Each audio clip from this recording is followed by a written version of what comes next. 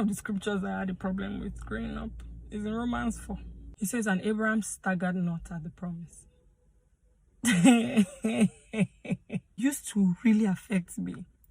Abraham staggered not at the promise. Abraham staggered. So you didn't stagger. You didn't stagger. It wasn't a stagger, sir. You fell. Okay? We have an entire tribe from your fall. When the Bible was going to record this thing in Romans 4, you would think that Abraham never made a mistake. This was Abraham who asked God, God, how am I sure that Eliezer is not the one that would inherit my, and God says, come outside, look at the stars, count the stars. As much as the stars are, so would your descendants be. But painted a picture for him, and God told him, I'm your God, I will fulfill it, I will bring it to pass. This same Abraham, wife said one thing, my guy, straight. And Bible records in Romans 4 that he staggered not.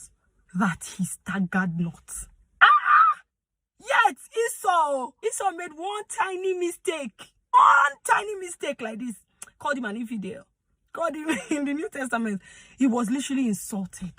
And I was looking at Abraham. Staggered not. What's Agar? Stagger not. Because when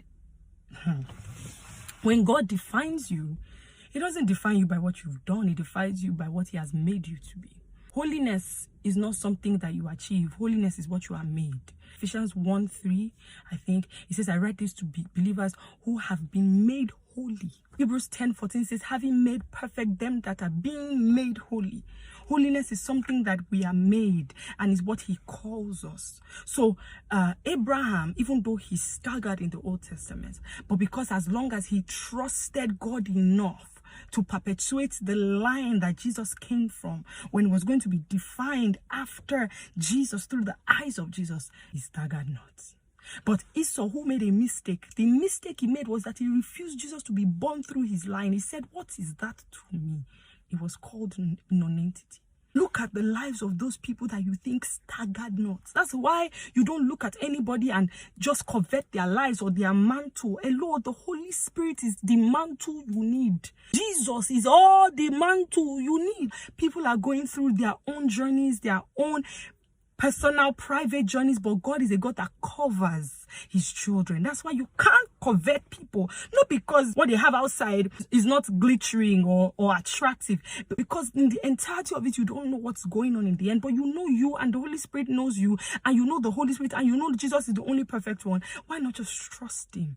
What I'm trying to tell you is, no matter what it is that you have done in the past, or no matter what it is that you're struggling with, when Jesus is going to talk about you, it will be, behold, my darling daughter, perfect, holy in all our ways. You'll be looking at yourself that Jesus will say, I don't know what you're talking about. I see beauty. I see a spotless individual who trusted me enough to believe me, even though she never saw the real cross that I died on. Jesus would celebrate you and call you names. And that's one of the greatest prayers that you can pray as a believer, as a beloved son, is, Lord, help me to see me the way you see me. Because when you see yourself the way God sees you, religion will irritate you, because religion calls you by your weakness and identifies your weakness, but Jesus calls you as he who staggered not. Even though you've made mistakes and you've staggered and you stuttered, he staggered not at the promise. Because he didn't stagger, he did. But because he is what God says he is. Say to me, only a father can name a child. Your father has called you spotless. Your father has called you perfect. Your father has called you holy.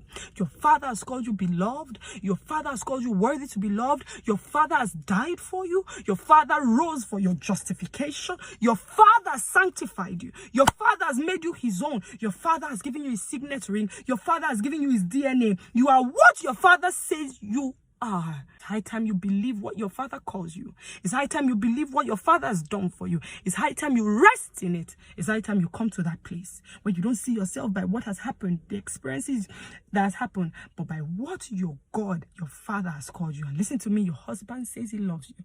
Your husband, Isaiah 54 verse 5, for my maker is my husband, the Lord of hosts is his name. Your husband calls you beloved. Your husband calls you faithful. Your husband calls you perfect. Your husband calls you beautiful. He says you are perfect, my love, and there's no stain in you.